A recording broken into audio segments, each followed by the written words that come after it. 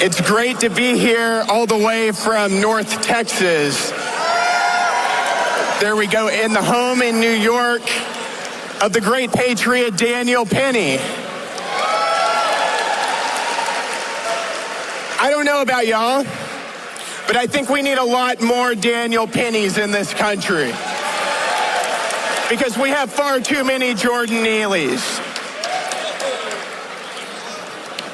Did you notice him smirking after making those comments?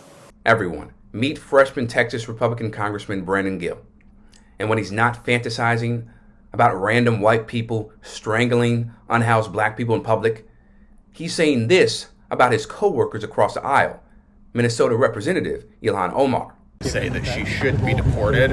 What I did say was that America would be better off if she were deported. So there is a difference. You said that Congresswoman Ilhan Omar, U.S. citizen, should be deported to her home country of Somalia.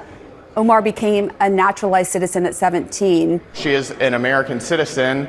She is a member of the House of Representatives. I didn't call for her to be deported, but I did say that America would be better off were she deported. The underlying message here is that, yeah, for him, I'd be happy if she were deported because then America would be in a better place. That is essentially what you're saying. So no matter how you slice it, whether you want to say it directly or not, it is racist as heck. And there's no argument against that. You cannot defend that tweet at all. And, oh, by the way, she's an American citizen. So now we're talking about deporting American citizens? Are you crazy? Ilhan Omar was advising illegal alien Somalis on how to evade ICE detection. That is as un-American as you can possibly get. It's unbecoming of a congressperson. What evidence? And I absolutely where are think you that getting it is that from disgusting. specifically? Where are you getting that from specifically? We have the audio of her doing that. What Representative Gill is referring to is this tweet from Elon Musk bootlicker and Malaysian citizen Ian Miles Chong, who spread misinformation about Representative Omar, accusing her of illegally telling undocumented immigrants how to avoid ICE and other law enforcement agencies. And like clockwork, our oligarch shadow president Elon Musk boosted the post and falsely accused her of doing something illegal, fanning the disinformation flames even more than they already were. But in reality, the video Chong tweeted was manipulated and doctored to give the impression Representative Omar was breaking the law, when she was just actually educating people on the rights they have when confronted by law enforcement, which is completely legal and necessary to do. Representative Omar even cleared the air on her own account, slamming Musk for pillaging our government to boost his and the ruling class's bottom line. Now, with all of this in mind, let's return to Representative Gill's appearance on CNN. She has a duty to uphold the values and customs of America, not to represent foreign illegal aliens who shouldn't be here to begin with. And I think that raises serious questions. She is helping people understand what the laws are. But listen, that raises serious. To whom is she most loyal? Illegal aliens, Somalis, or American citizens? She's representing her constituents. Very legitimate question. As a member of Congress. How stupid do you have to be a member of Congress and think your colleague, who is a member of Congress, can be deported, she said. What a dumb. I'm not a Nepo baby. I had to crawl my way into Congress, and I think these idiots who buy their seats have no idea what a privilege it is to be a member of Congress and what it takes.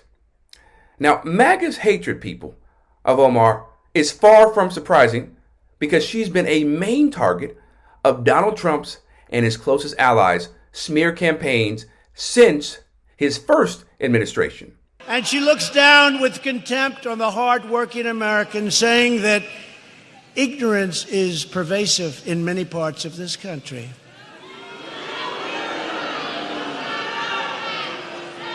And obviously and importantly, Omar has a history of launching vicious anti-Semitic screeds.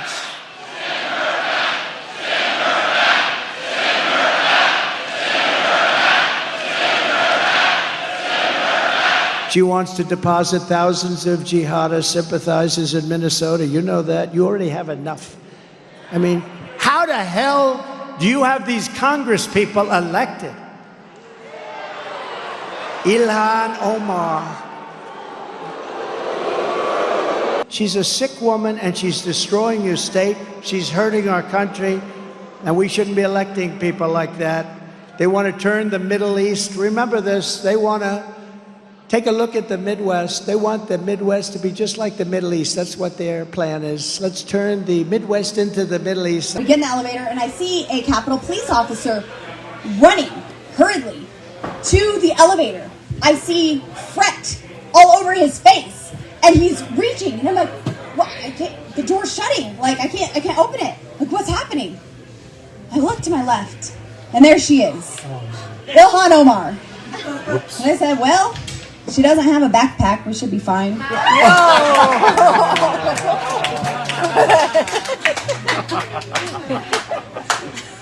So we only had one floor to go, and I was like, do I say it? Do I not? I looked over, and I said, oh, look, the Jihad Squad decided to show up for work today. Representative Omar deserves all the credit in the world for continuing to stand up and protect not only her constituents, but all marginalized people across the country in the face of our growing kleptocracy led by the richest man in the world. Let me say it again. The richest man in the world is leading the kleptocracy. Privileged billionaires who don't give a damn about America and Americans should not be making decisions that put Americans at harm.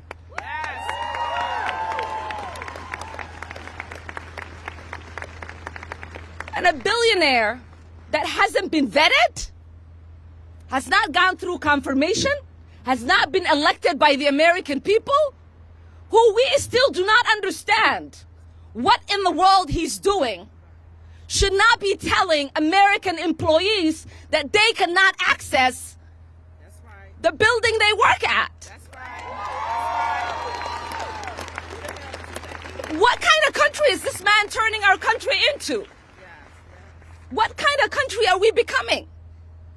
It is embarrassing to read the headlines about free America, where one man is walking around like he is the boss of all of us, and we don't know who put him in charge. The reason why MAGA is motivated to attack Omar is because she speaks out forcefully and passionately against the things that they're trying to uphold, like patriarchy in our society in America, specifically within the government, white supremacy, Christian nationalism. She has no problem letting her voice be heard, and that terrifies people in the MAGA community because there's nothing scarier, in this case, a black Muslim woman in a hijab who knows her value and knows her people's value and marginalized communities' value and has some level of power to change what's going on in society. Right?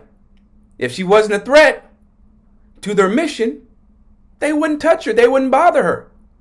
But because she has some level of influence, some level of power in America to make change, oh yeah, they're trying to silence her. They want to shut her down so that she doesn't get in the way of what they're trying to build and uphold.